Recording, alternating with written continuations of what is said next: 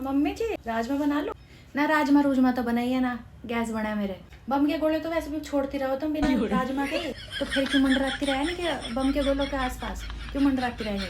मुझे कोई शौक नहीं चढ़ रहा फिर आगे पीछे घूमने का, दूर हो जा मेरी नजरों से। राजमा ही बनेगा, साग बनेगा साग।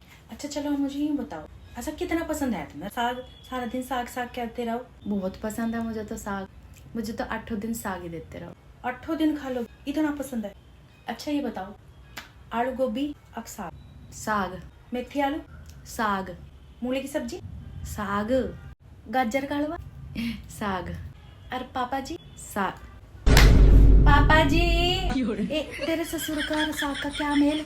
बता रही मैं कि तब वो कुछ नहीं समझती। ए ठहर जा, ए ठहर जा, ए नहीं बना ले राजमा ही बना ले। और अपनी माँ को भी फोन कर रही, क्यों कह रही दहेज मांग रही मेरे से। तो अपने घर क्यों फोन कर रही? एक कद मांगा मैंने तेरे से दहेज। ए ठहर जा, वो बताऊंगी, भाइयों को बुलाऊंगी।